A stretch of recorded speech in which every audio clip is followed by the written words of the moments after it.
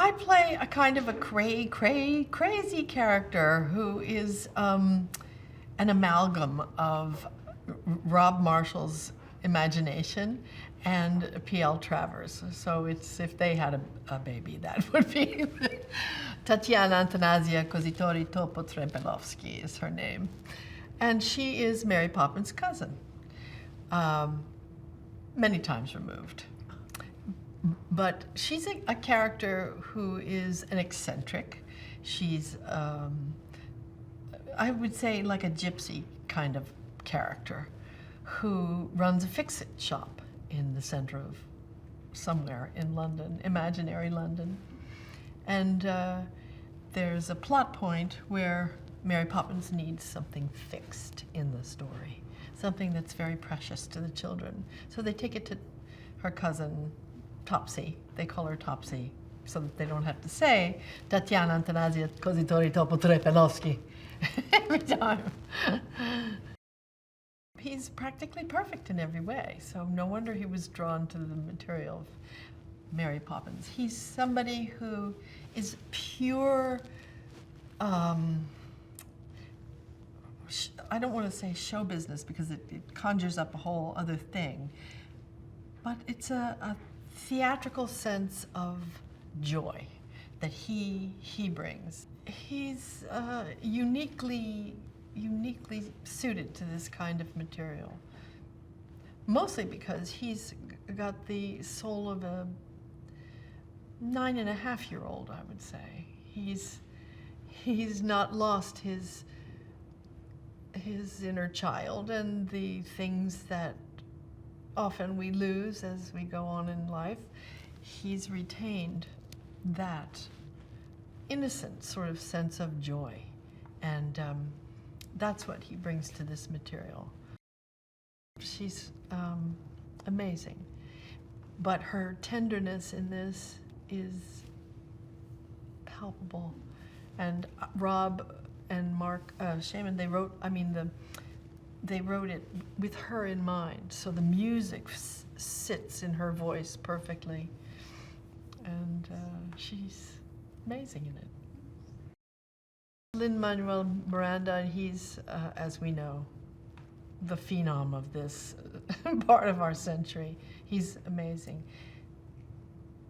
So much creativity contained within one human being, but his gift to this production is just something very pure in his spirit. There's just something in his eyes, in his smile, and his ability to rap and dance and do patter at the same time is phenomenal.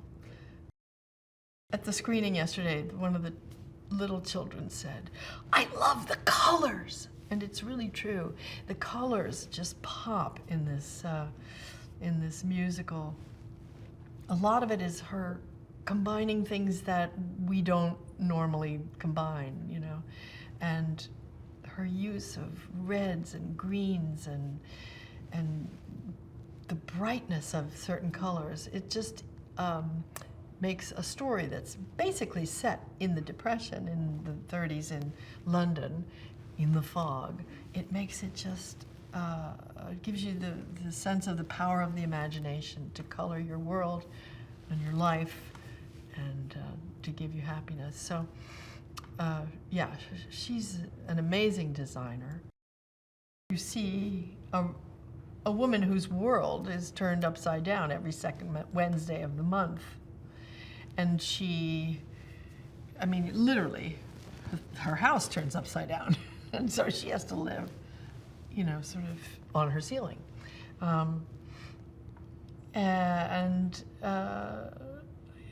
The disorientation of that, it's just a great metaphor for when your world is upended by whatever comes along.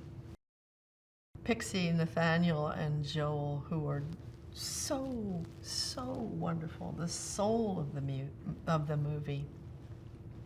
And they were so, they're such bright little people, and they were so focused.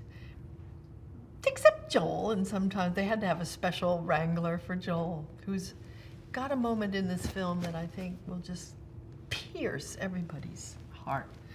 But they were so focused and smart and interested. He always had ideas about how things should be staged. I think he was 4, you know, when they began.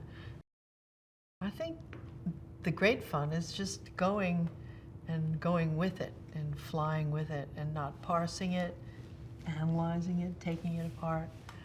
Magic is magic, you know. Don't look too hard.